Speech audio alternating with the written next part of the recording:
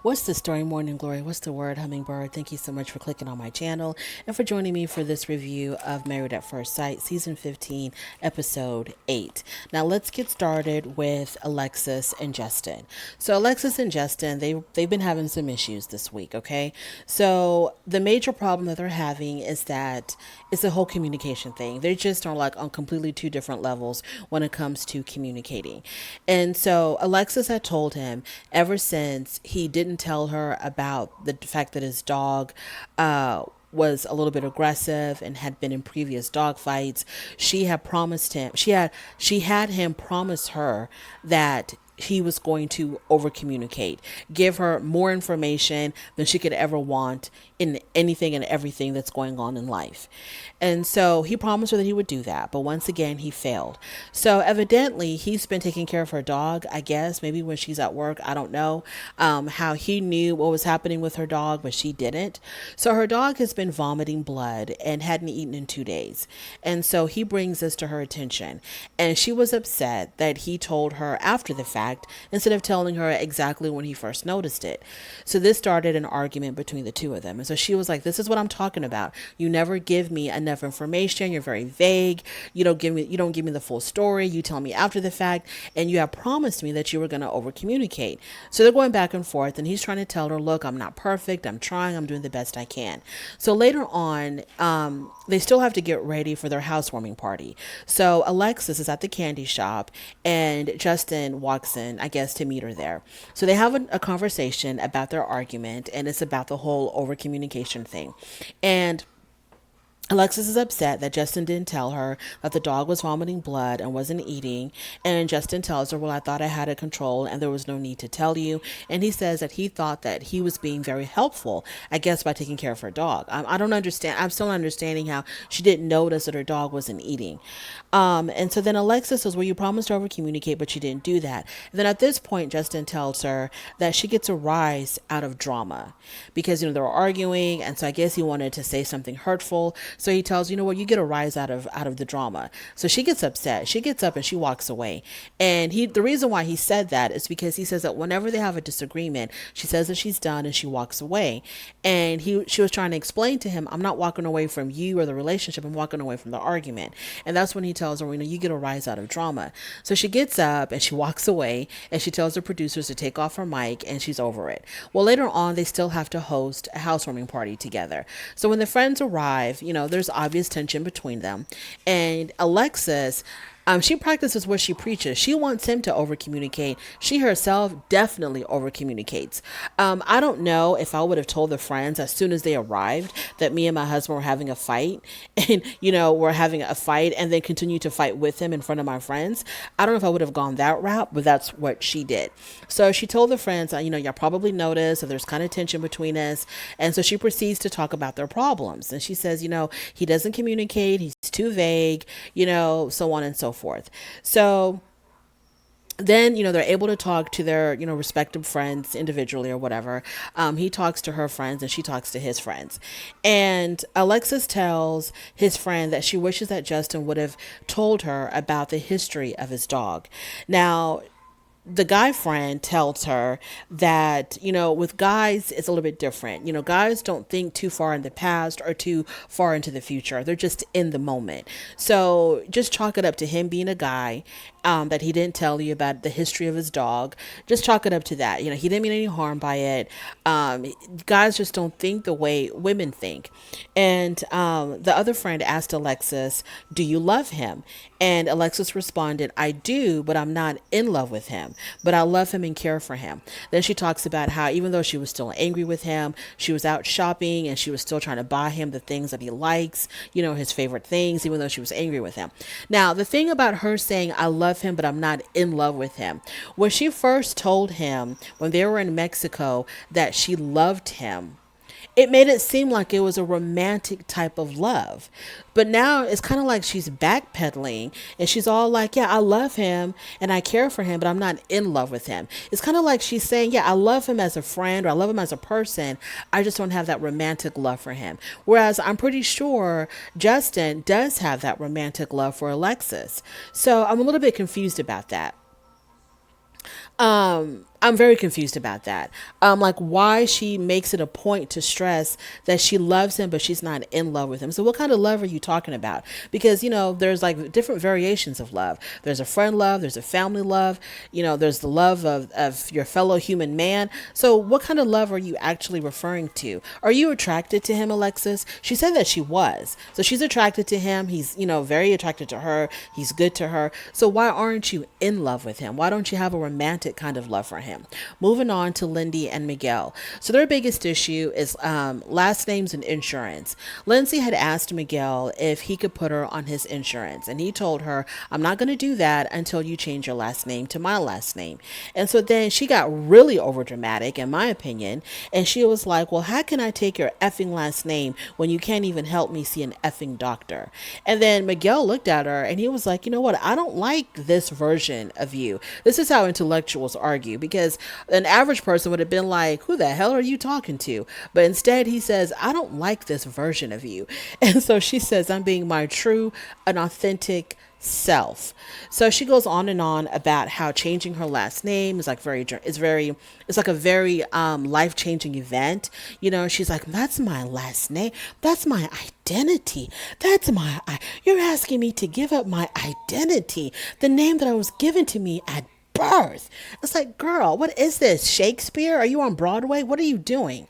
So she refused to do that. But later on, much later on, after they go out, with the group outing and all of that, they have another discussion, right? They come back, they'll reconvene, and they talk about this again.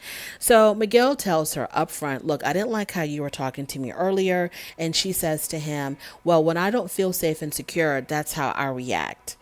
Okay, safe and secure in what? Like in the relationship, or safe and secure physically? I guess she meant like she doesn't feel safe and secure in the relationship, that he's going to be there for her forever after. Maybe that's what she meant. And so she just kind of like panicked and just started dropping F-bombs. So she does apologize for how she spoke to him, and then she talks about how conflict is supposed to make them stronger. And so then Miguel agrees to put her on his insurance, and he tells her that he very much likes the idea of being married. So okay, I think he means he likes the idea of being married to Lindsay, and so he wants to stay married to her, and so he's willing to take that plunge and put her on his health insurance, which to me, that's as much of a big deal as changing her last name, simply because how much extra is he going to pay for that to add a spouse?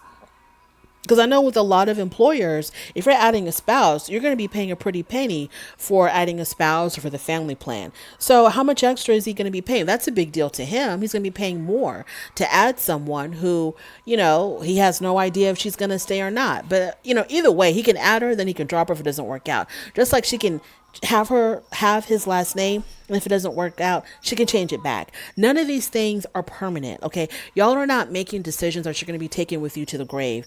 You're not going to be making decisions that cannot be reversed. Okay, you can add her. If it doesn't work out, you can drop her, because I think a divorce is considered a life-changing event, and you can still drop her from your insurance. If y'all get a divorce, Lindsay, in the divorce decree, there's going to be a clause where it talks about name change, and you can change your name back. So y'all are just a little bit too dramatic. Moving on to Kristen and Mitch. The big thing with Kristen and Mitch, they're getting along extremely well. They're so happy with one another.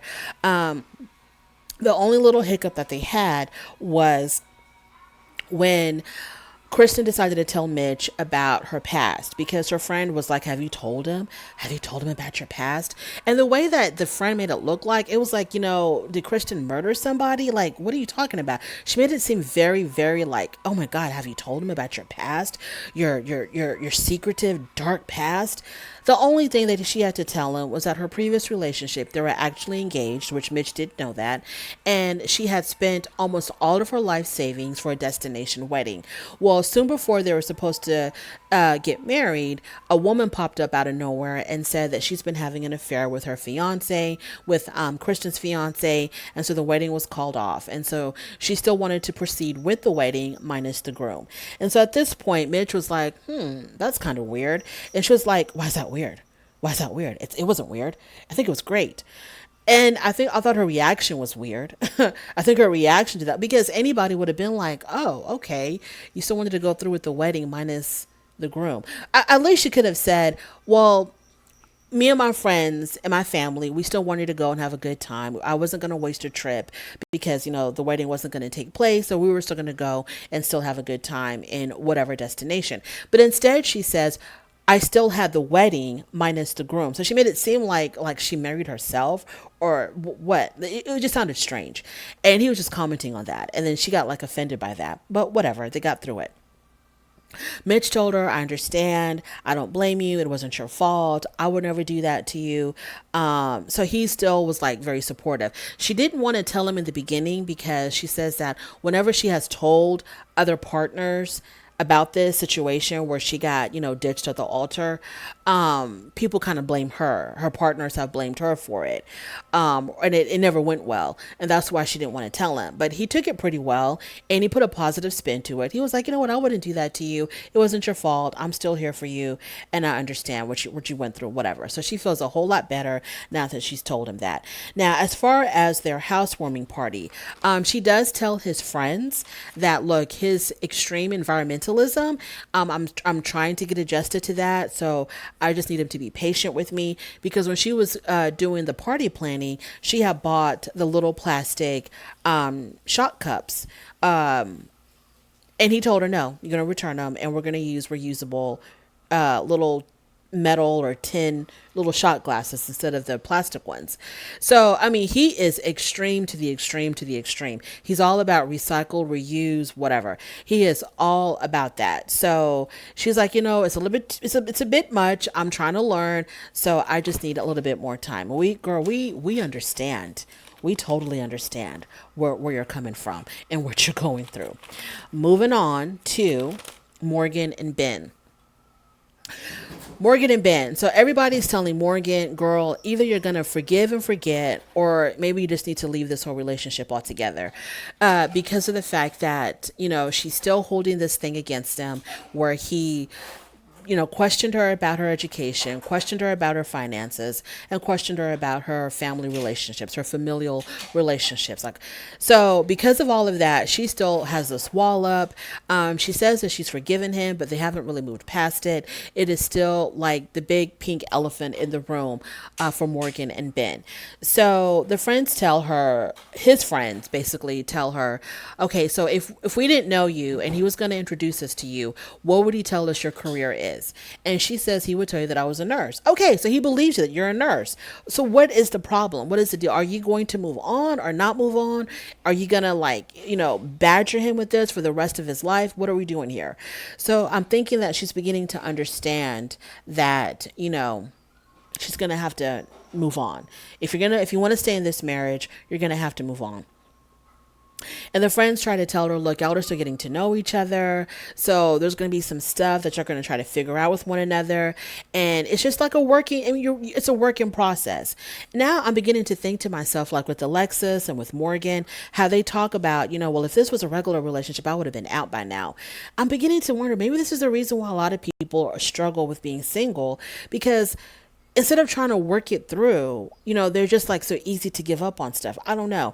But yeah, now she's going to have to work it through. She's going to have to figure out what she really wants to do now.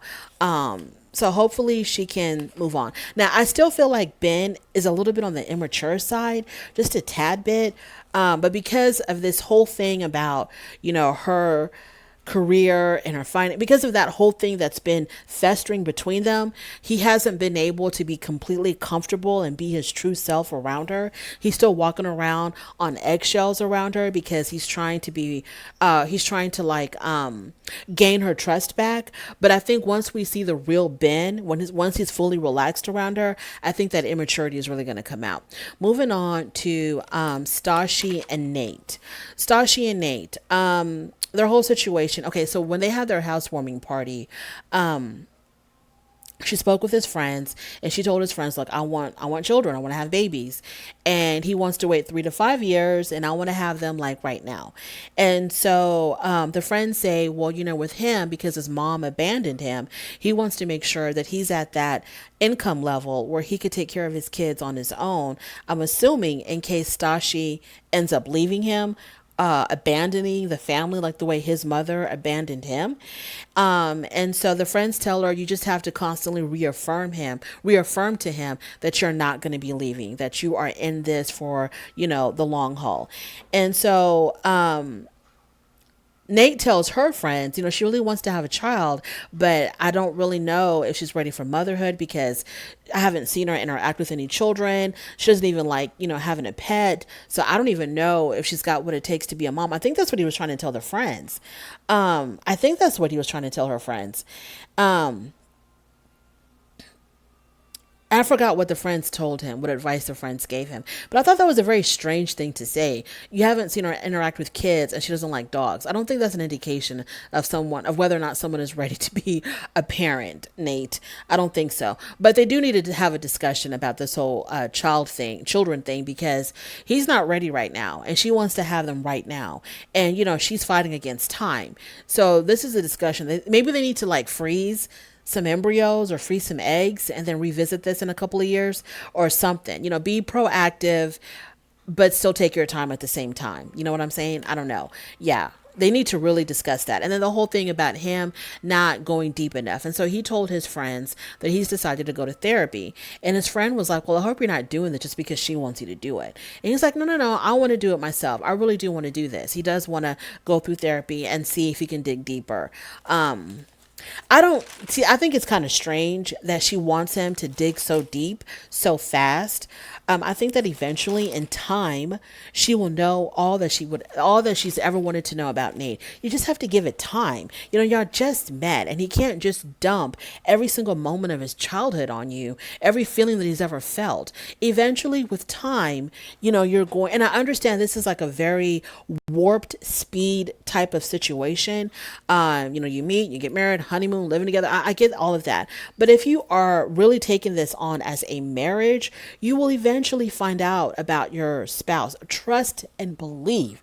You're going to know more about them that you've ever wanted to know. I don't know why Stashi wants to rush this whole, like, I need to know, peel away the layers. I got to know the inner deepest core of you. You're going to know all of that. You're going to find out, Stashi. Trust me, you will find out. When y'all live together, when things are happening, memories will be triggered. He'll tell you everything that you've ever wanted to know.